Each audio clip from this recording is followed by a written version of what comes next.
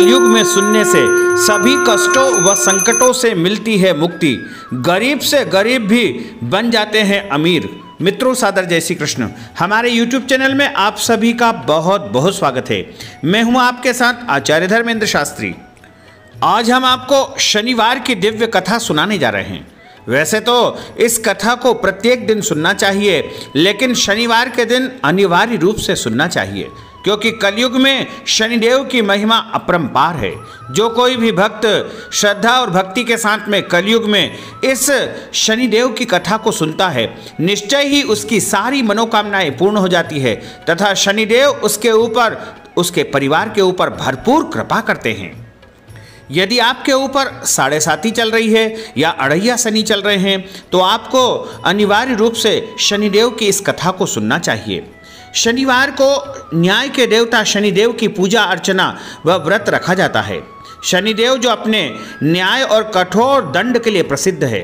अगर आप भी उनका पूजन और व्रत करना चाहते हैं तो आपको इस विधि से जो है उनको व्रत करना चाहिए और उनको प्रसन्न करना चाहिए। न्याय के देवता शनिदेव की पूजा अर्चना शनिवार के दिन विशेष रूप से की जाती है तथा व्रत भी रखा जाता है। और शनिदेव की पूजा में काले रंग का विशेष उपयोग किया जाता है। इसके अलावा उन्हें सरसों का तेल व काले तिल और काला कपड़ा लोहा ये अत्यधिक प्रिय है। इसके अलावा काले रंग के फूल या नीले रंग के फूल ये भी उनको अत्यधिक प्रिय है। शनिवार के दिन सुबह सूर्योदय से पहले उठे, स्नान करें और स्वच्छ वस्त्र धारण करके पीपल के वृक्ष पर जल अर्पण करें। शनिदेव के सामने सरसों के तेल का दीपक जलाएं। यदि आप शनिदेव के मंदिर नहीं जा सकते हैं तो अपने घर में ही आप पश्चिम दिशा में शनिदेव का स्मरण करते हुए दीपक और सारी सामग्री अर्पित कर सकते हैं। यदि आपके घर में उनके चित्र है या मूर्ति है तो उनके सामने भी आप ये दीपक और ये सब कर सकते हैं। पूजा करते समय शनिदेव का स्मरण करना चाहिए। पूजा के उपरांत पीपल के वृक्ष के तने पर जो है कच्चा दूध और उसमें जल और शक्कर मिलाकर के चढ़ाना चाहिए और सूत के धागे से 7 परिक्रमा पीपल के वृक्ष की करना चाहिए। इसके बाद शनिदेव का स्मरण करना चाहिए। शनि के मंत्रों का भी आप जाप कर सकते हैं। तो शनिदेव की दिव्य कथा अब हम आपको सुनाने जा रहे हैं। बोलिए शनिदेव भगवान की जय।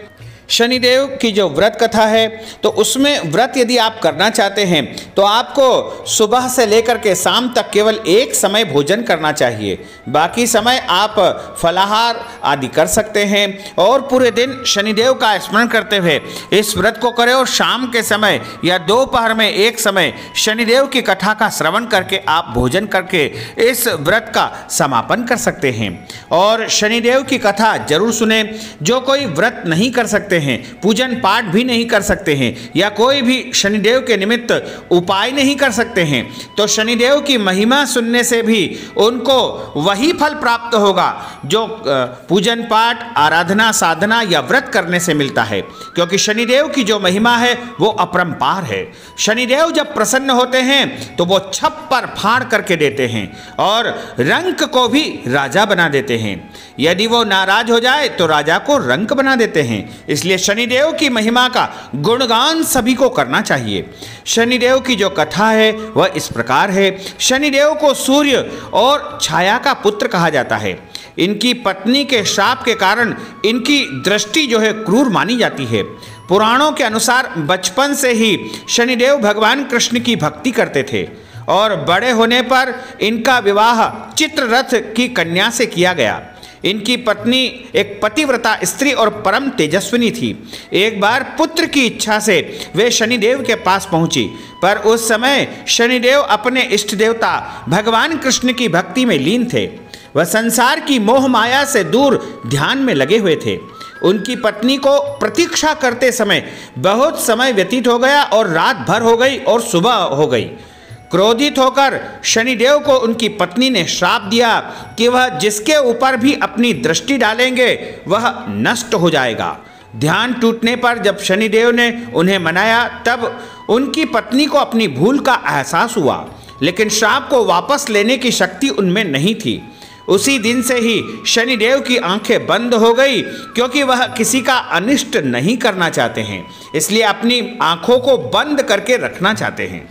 इसीलिए जब भी हम शनिदेव का पूजन करें तो ठीक सामने जाकर के पूजन नहीं करना चाहिए, साइड से जाकर के शनिदेव की पूजा अर्चना कर सकते हैं। उनके ठीक सामने खड़े होकर के किसी भी प्रकार का कोई उपाय, पूजन पाठ इत्यादि कार्य नहीं करना चाहिए।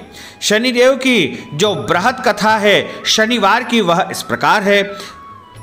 एक समय स्वर्ग लोक में यह चर्चा हुई कि सब में बड़ा कौन है, और 9 ग्रहों में वाद विवाद हो गया। विवाद इतना बड़ा कि परस्पर भयंकर युद्ध की स्थिति बन गई। नवग्रह आपस में सभी एक दूसरे को बड़ा मानने लगे। निर्णय करने के लिए सभी देवता देवराज इंद्र के पास पहुँचे और बोले कि हे देवराज, आपको निर्णय करना होगा कि हम 9 ग्रहों में से सबसे बड़ा कौन है। देवताओं का प्रश्न सुनकर के देवराज इंद्र उलझन में पड़ गए। इंद्र ने उन सभी को उत्तर दिया और कहा कि मैं आप सभी के उत्तर देने में असमर्थ हूँ। आप सभी पृथ्वीलोक में, भारतवर्ष में उज्जैनी नाम की नगरी है, वहाँ राजा विक्रमादित्य निवास करते हैं। उनके पास जाइए, वही आपका निर्णय करेंगे। देवराज इंद्र सहित सभी ग्रह देवता उज्जैनी नगरी पहुँचे और विक्रमादित्य राजा के महल में पहुँच करके जब देवताओं ने उनसे प्रश्न पूछा तो राजा विक्रमादित्य भी कुछ देर के लिए परेशान हो उठे, क्योंकि सभी देवता अपनी अपनी शक्तियों के कारण महान थे। किसी को भी छोटा या बड़ा कह देने से उनके क्रोध के प्रकोप से भयंकर हानि पहुंच सकती थी। अचानक राजा विक्रमादित्य को एक उपाय सूझा और उन्होंने विभिन्न धातुओं, स्वर्ण, रजत, चांदी, कांसा, तांबा, सीसा, रांगा, जस्ता, अभ्रक व लोहे के 9 आसन बनवाए। धातुओं के गुणों के अनुसार सभी आसनों पर एक दूसरे के पीछे रहकर उन्होंने देवताओं को अपने अपने सिंहासन पर बैठने को कहा। देवताओं के बैठने के बाद राजा विक्रमादित्य ने कहा कि आपका निर्णय तो स्वयं ही हो गया है। जो सबसे पहले सिंहासन पर विराजमान है वही सबसे बड़ा है। राजा विक्रमादित्य के निर्णय को सुनकर के शनि देवता ने सबसे पीछे आसन पर बैठने के कारण अपने को छोटा जान करके क्रोधित हुआ और क्रोधित होकर के कहे कि राजा विक्रमादित्य, तुमने मुझे सबसे पीछे बैठा करके मेरा अपमान किया है। तुम मेरी शक्तियों से परिचित नहीं हो, मैं तुम्हारा सर्वनाश कर दूंगा। शनि ने कहा कि सूर्य एक राशि पर 1 महीने, चंद्रमा 2.25 दिन, मंगल 1.5 महीने, बुध और शुक्र 1 महीने, बृहस्पति 13 महीने, लेकिन मैं किसी राशि पर 7.5 साल तक लगातार रहता हूँ। बड़े बड़े देवता भी मेरे प्रकोप से पीड़ित है। इस प्रकार शनि देवता क्रोध युक्त वचन बोले। इसके बाद अन्य ग्रह और देवता प्रसन्नता के साथ वहां से चले गए, परंतु शनिदेव बड़े क्रोध के साथ में वहां से विदा हुए। राजा विक्रमादित्य पहले की तरह ही न्याय करते थे। उनके राज्य में सभी स्त्री पुरुष बहुत आनंद से जीवन यापन कर रहे थे। कुछ दिन ऐसे ही बीत गए। उधर शनि देवता अपने अपमान को भूल नहीं रहे थे। विक्रमादित्य से बदला लेने के लिए एक दिन शनिदेव ने घोड़े के व्यापारी का रूप धारण किया और बहुत से घोड़ों के साथ में उज्जैनी नगरी पहुंचे। राजा विक्रमादित्य ने राज्य में किसी घोड़े के व्यापारी के आने का समाचार सुना तो अपने अश्वपाल को कुछ घोड़े खरीदने के लिए आज्ञा दी। घोड़े बहुत कीमती थे। अश्वपाल ने जब वापस लौट करके इस संबंध में बताया तो राजा विक्रमादित्य ने स्वयं आकर के एक सुंदर व शक्तिशाली घोड़े को पसंद किया। घोड़े की चाल देखने के लिए राजा उस घोड़े पर सवार हुए तो वह घोड़ा बिजली की गति से दौड़ पड़ा। तेजी से दौड़ता हुआ घोड़ा राजा को दूर एक जंगल में ले गया और फिर वहां राजा को गिरा करके जंगल में कहीं गायब हो गया। राजा अपने नगर को लौटने के लिए जंगल में भटकने लगे, लेकिन उन्हें लौटने का कोई भी रास्ता नहीं मिल रहा था। राजा को भूख प्यास लग रही थी। बहुत घूमने पर उसे एक चरवाहा उनको मिला। राजा विक्रमादित्य ने उस चरवाहे से पानी मांगा। पानी पी करके चरवाहे ने अपनी अंगूठी भी दे दी। फिर उससे रास्ता पूछ करके वह जंगल से निकल करके नगर में पहुँचे। राजा ने एक सेठ की दुकान पर बैठ करके कुछ आराम किया। उस सेठ ने राजा से बातचीत की तो राजा ने बताया कि मैं उज्जैनी नगरी से आया हूँ। राजा के कुछ देर दुकान पर बैठने से सेठ जी की बहुत बिक्री हो गई। सेठ ने राजा को बहुत भाग्यवान समझा और खुश होकर अपने घर भोजन के लिए बुला लिया। सेठ के घर में सोने का हार एक खूंटी पर टंगा हुआ था। राजा को उस कमरे में छोड़ करके सेठ कुछ देर के लिए बाहर चला गया। तभी आश्चर्यजनक घटना घटित हुई। राजा के देखते देखते ही सोने का हार जो है खूंटी निगल गई। सेठ ने कमरे में लौट करके हार को गायब देखा तो चोरी का संदेह राजा पर किया, क्योंकि उस कमरे में राजा अकेला ही बैठा था। सेठ ने अपने नौकरों से कहा कि इस परदेशी को रस्सियों से बांध करके नगर के राजा के पास ले चलो। राजा विक्रमादित्य से उस नगर के राजा ने पूछा कि हार कहाँ गया, तो राजा ने बोला कि मैंने जो है हार नहीं चुराया है, मैं तो उस कमरे में बैठा हुआ था और मेरे देखते देखते ही उस खूंटी ने हार को निगल लिया। वह राजा बड़ा क्रोधित हुआ और चोरी करने के अपराध में विक्रमादित्य के हाथ पांव काटने का आदेश दे दिया। राजा विक्रमादित्य के हाथ पांव काट कर उसे नगर की सड़क पर छोड़ दिया गया। कुछ दिन बाद एक तेली उसे उठाकर अपने घर ले गया और उसे अपने कोल्हू पर बैठा दिया। राजा आवाज देकर बेलों को हाँकता रहता। इस तरह तेली का बेल बन करके चलता रहा और राजा को नित्य प्रति उसकी मेहनत के हिसाब से भोजन मिलता रहा। शनि के प्रकोप की 7.5 पूरी होने पर वर्षा ऋतु का प्रारंभ होता है। राजा विक्रमादित्य एक रात मेघ मल्लार गा रहा था। तभी नगर के राजा की लड़की राजकुमारी मोहिनी रथ पर सवार होकर के उस तेली के घर के पास से गुजर रही थी। उसने मेघ मल्लार सुना तो उसे बहुत अच्छा लगा और दासी को भेजकर गाने वाले को बुलाने का कहा। दासी ने लौट करके राजकुमारी को अपंग राजा के बारे में सब कुछ बता दिया। राजकुमारी उसके मेघ मल्लार से बहुत मोहित हो गई, अतः उसने सब कुछ जानकर भी अपंग राजा से विवाह करने का दृढ़ निश्चय कर लिया। राजकुमारी ने अपने माता पिता से जब यह बात कही तो वो हैरान हो गए। रानी ने मोहिनी को समझाया कि बेटी, तेरे भाग्य में तो किसी राजा की रानी होना लिखा है, फिर तू उस अपंग से विवाह करके अपने पांव पर कुल्हाड़ी क्यों मार रही हो। राजकुमारी ने अपनी जिद नहीं छोड़ी।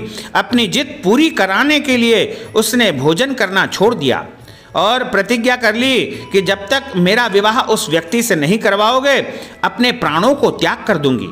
और इस प्रकार वह जिद करने लगी। आखिर राजा रानी को विवश होकर के अपंग विक्रमादित्य से राजकुमारी का विवाह करना पड़ा। विवाह के पश्चात राजा विक्रमादित्य और राजकुमारी तेली के घर में रहने लगी। उसी रात स्वप्न में शनिदेव ने आकर के राजा से कहा कि राजा, तुमने मेरा प्रकोप देख लिया, मैंने तुम्हें अपने अपमान का दंड दिया है। राजा ने शनिदेव से क्षमा करने को कहा और प्रार्थना की कि हे शनिदेव, आपने जितना दुख मुझे दिया है अन्य किसी को भी मत देना। शनिदेव ने कुछ सोच करके कहा कि राजा, मैं तुम्हारी प्रार्थना को स्वीकार करता हूँ। जो कोई स्त्री पुरुष मेरी पूजा करेगा, शनिवार को व्रत करेगा, मेरी व्रत कथा को सुनेगा, उस पर मेरी अनुकंपा और मेरा आशीर्वाद सदा बना रहेगा। प्रातःकाल राजा विक्रमादित्य की नींद खुली तो अपने हाथ पांव देख करके राजा को बहुत खुशी हुई। उसने मन ही मन शनिदेव को प्रणाम किया। राजकुमारी भी राजा के हाथ पांव सही सलामत देख करके आश्चर्य में डूब गई। तब राजा विक्रमादित्य ने अपना परिचय देते हुए शनिदेव के प्रकोप की सारी कहानी सुना दी।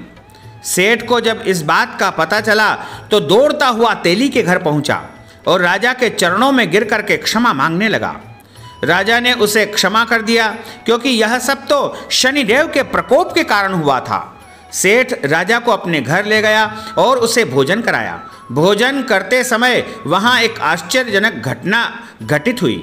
सबके देखते ही देखते उस खूंटी ने जो हार निगल लिया था उसको वापस वह धीरे धीरे करके उगल रही है।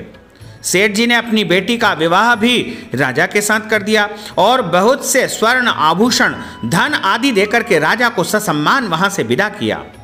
राजा विक्रमादित्य राजकुमारी मोहिनी और सेठ की बेटी यानी दोनों दुल्हनों के साथ में उज्जैनी नगरी पहुंचे। नगर वासियों ने बड़े हर्ष से उनका स्वागत किया। अगले दिन राजा विक्रमादित्य ने पूरे राज्य में घोषणा करवा दी कि शनिदेव की प्रसन्नता के लिए शनिवार का दिन सबसे श्रेष्ठ है। इसलिए हमारे राज्य में प्रत्येक स्त्री पुरुष शनिवार का व्रत करेगा और अनिवार्य रूप से शनिवार के व्रत की कथा को भी सुनेगा। राजा विक्रमादित्य की घोषणा से शनिदेव बहुत प्रसन्न हुए। शनिदेव का व्रत करने और व्रत कथा सुनने के कारण सभी लोगों की मनोकामनाएं शनिदेव की अनुकंपा से पूरी होने लगी और शनिदेव की जय जयकार राजा विक्रमादित्य के राज्य में होने लगी और चारों तरफ शनिदेव की लीला अपरंपार हो गई। उनकी महिमा का सभी गुणगान करने लगे। इस प्रकार भगवान शनिदेव जो है कलयुग में सबसे ज़्यादा प्रभावशील ग्रह है और सबसे बड़े ग्रह और शक्तिशाली ग्रह माने जाते हैं। जो कोई भी मनुष्य सच्ची भक्ति से, सच्ची श्रद्धा से शनिदेव का स्मरण करता है, इनकी पूजा करता है, आराधना करता है, उसके सारे कष्ट और संकट समाप्त हो जाते हैं और उसके जीवन की सभी विपत्तियों का समाधान उसे प्राप्त हो जाता है। यदि गरीब है तो उसे धन प्राप्त हो जाता है, यदि वह पद का अभिलाषी है तो उसे उच्च पद की प्राप्ति हो जाती है, यदि विवाह नहीं हो रहा है तो विवाह हो जाता है और उच्च शिक्षा की प्राप्ति होती है, संतान की प्राप्ति होती है। अर्थात शनिदेव की आराधना करने से मनुष्य की सारी मनोकामनाएं तत्काल पूर्ण हो जाती है। तो भक्तजनों, हमने जो ज्ञानवर्धक कथा आपको सुनाई है उसको आप अधिक से अधिक लोगों को शेयर करिएगा, लाइक करिएगा, कमेंट करिएगा और यदि अभी तक आपने सब्सक्राइब नहीं किया है तो अभी और इसी समय सब्सक्राइब अवश्य कर लीजिए। आपको और आपके परिवार को सादर जय श्री कृष्ण, सादर धन्यवाद।